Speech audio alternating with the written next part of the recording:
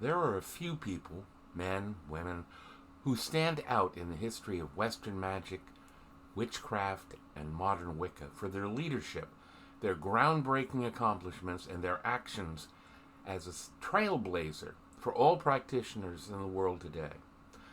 Without them and what they did, our lives would be far, far different. One of those people was a man named Raymond Buckland. Do you want to learn actual magic? Then welcome to the Actual Magic Academy.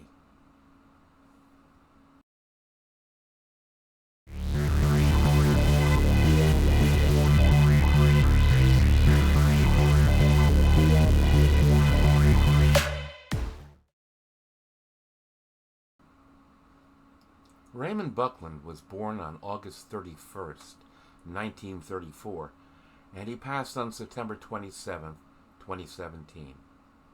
He was an English writer on the subject of Wicca and the occult, and a significant figure in the history of Wicca, of which he was a high priest in both the Gardnerian and Seax-Wica traditions.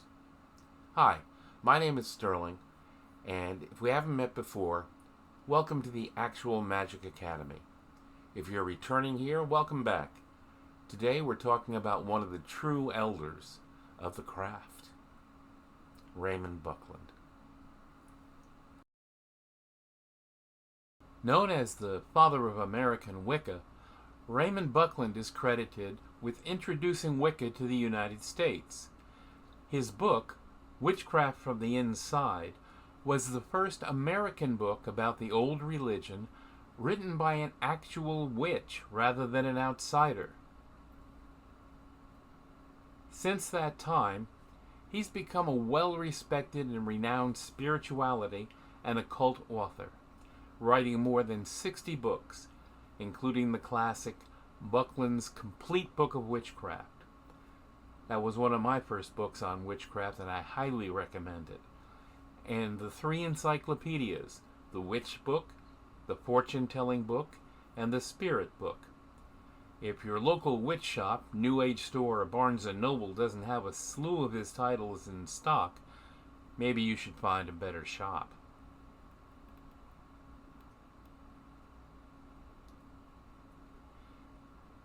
In addition to his writings, he's also appeared on numerous national radio and television talk shows, including The Virginia Graham Show, The Dick Cavett Show, The Tom Snyder Tomorrow Show, Barbara Walters' Not for Women Only, and The Sally Jesse Raphael Show, as well as BBC TV, RAI TV, and CBC TV. I realize that many viewers won't be acquainted with some of the TV shows mentioned, but trust me, in their time, they were popular and impressive. As a teacher, Raymond's taught courses to colleges and universities and has been a featured speaker at conferences and workshops.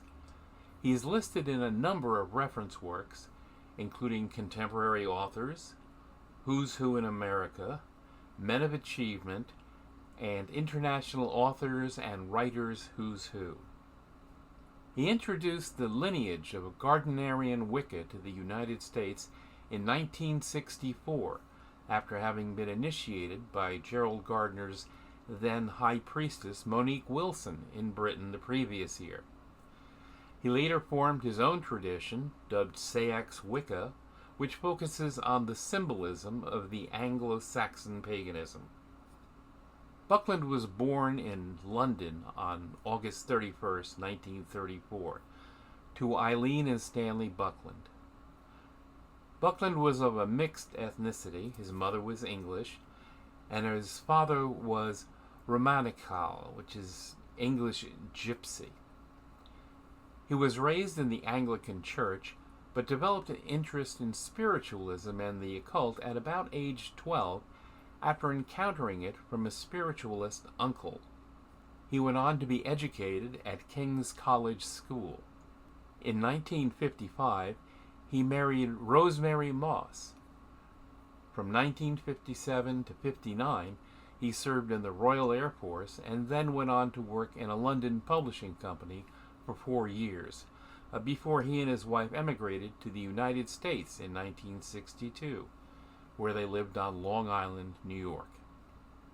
In the U.S., Buckland soon read the books The Witch Cult in Western Europe by Margaret Murray and Witchcraft Today by Gerald Gardner, which gave him an insight into the witchcraft religion, or Wicca as it's more commonly known nowadays. He and Gardner corresponded, and the two became friends. They had several telephone conversations, which led to Buckland eventually becoming Gardnerian Witchcraft's spokesman in America. Both Buckland and his wife Rosemary traveled to Scotland, where, in Perth, they were initiated into the craft by the High Priestess Monique Wilson, who was known as Lady Olwen. Gardner attended the ceremony, but he didn't perform it himself. Gardner died shortly after, never having met Buckland again.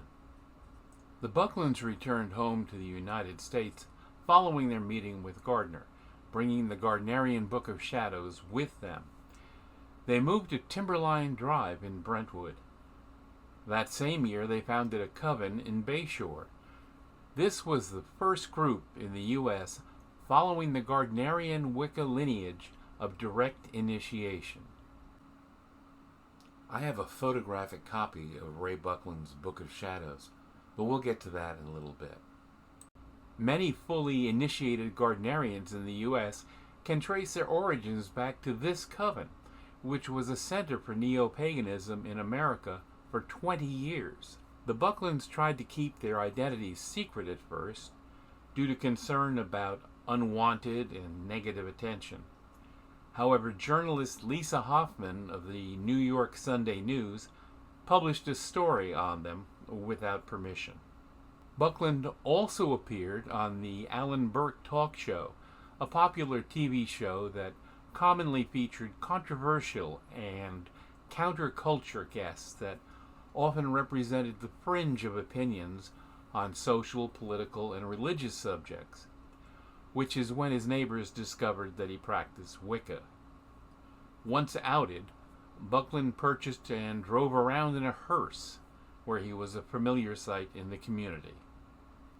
I know none of us have ever done anything like that. When Buckland and his wife separated in 1973, they both left the coven.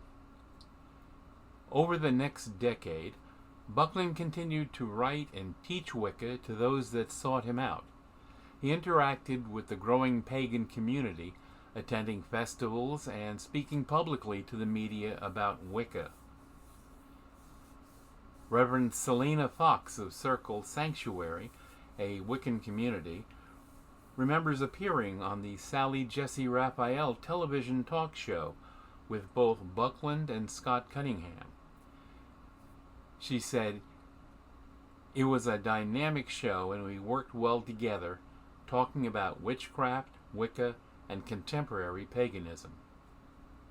In 1968, Buckland formed the first Museum of Witchcraft and Magic in the United States, as influenced by Gardner's Museum of Witchcraft and Magic back in the UK. It started off as a by-appointment-only museum in his own basement. After his collection of artifacts grew, he moved the museum to a 19th century house in Bayshore. The museum received some media attention, and a documentary was produced about it. In 1973, following his separation from his wife, Buckland moved his museum to the Weirs Beach in New Hampshire. In 1978, he moved to Virginia, disbanded the museum, and put all of his artifacts in storage. Ray was known for being willing to openly discuss his practice of witchcraft and other magical subjects with anyone. Here's a clip of Raymond Buckland, along with another well-known Wiccan author, Scott Cunningham, on a talk show discussing witchcraft with everyday people.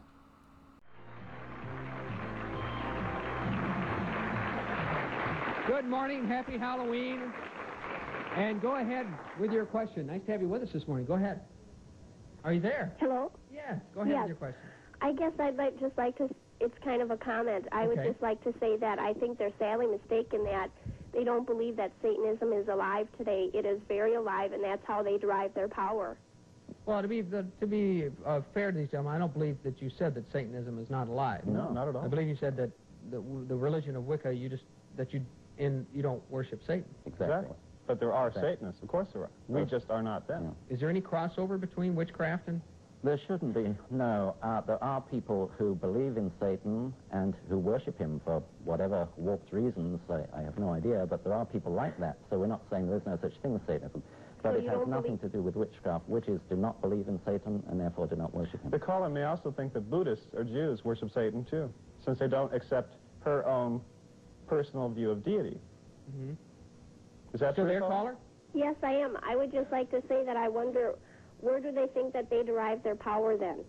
I said it is natural. Everybody has these powers. We have simply worked towards...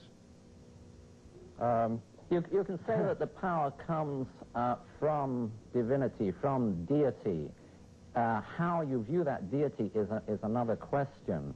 Okay. The powers that we have within us come from God, if you like. Now, if you want to call God Jesus, that's fine. If we want to call God by the names we use for our God and Goddess, that's fine. But they come from deity throughout. What are the names you use?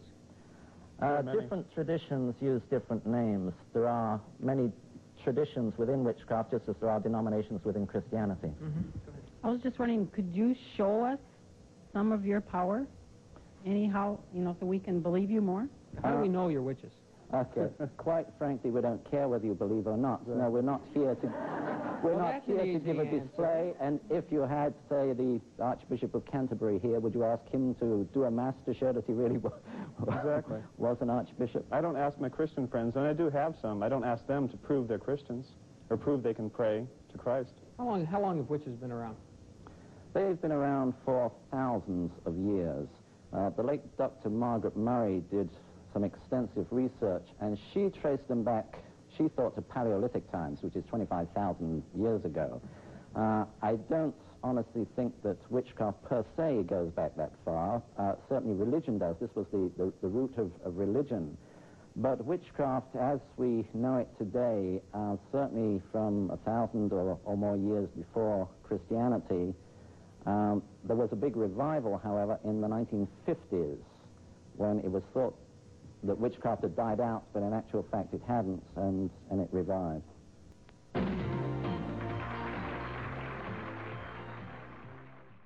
In 2008, the artifacts of the museum were housed and entrusted to the care of the Covenant of the Pentacle Wiccan Church, based in New Orleans, Louisiana, and led by Archpriestess Reverend Velvet Wright. After a period of neglect and mismanagement of the previous curator, Reverend Velvet, along with many members of her church, were able to begin the restoration process. In 2015, the artifacts were turned over to the Temple of Sacrifice, a coven based in Columbus, Ohio, and founded by Raymond Buckland and Kat Tigner. Tony Rotonda, the APS of the Temple of Sacrifice, is the museum collection's current owner. The Buckland Museum of Witchcraft and Magic is currently displayed in Cleveland, Ohio. The Buckland Museum was established in 2017 in Cleveland and is a well-known tourist location for those curious about witchcraft and magic and interested in the occult. Buckland formed his own Wicca tradition, Seax-Wica, based upon symbolism taken from Anglo-Saxon paganism. He published everything about the movement in The Tree, Complete Book of Saxon Witchcraft. Then he began a correspondence course to teach people about Seax-Wica, which grew to having about 1,000 members. His health began to fail in 2015, as he suffered first from pneumonia and then from a heart attack. After recovering, he experienced more heart and lung problems, in late September 2017, which resulted in his death on September 27th, 2017. Ray Buckland's writings were a huge part of my path in the craft, filled with wisdom, wit, and knowledge. I miss not being able to look forward to his next one. Up until 2011, he published a book almost every year, although he shifted more to fiction in the 21st century. I've included a bibliography of his works in the description below. For a wonderful look at Ray Buckland's life, there's an obituary in The Wild Hunt, an online magazine that's just wonderful. I'll leave a link to the description below. You should read it. As I said before, I have a photographic copy of Ray Buckland's Gardnerian Book of Shadows, and we'll be going into that in future episodes.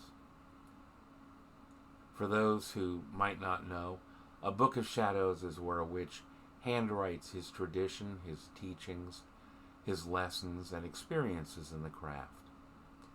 Every new witch creates their own. At least that's how it was taught when I was training. Different groups, different traditions. But I think you'll find it as fascinating as I have. Well, we're going to leave it there for this episode. Don't forget to leave your comments, opinions, and requests down below. Thanks so much for coming by, and a special thank you for my subscribers. You folks are why I do this, and I love you for it. For everyone else, why don't you wave your magic wand and give the video a like?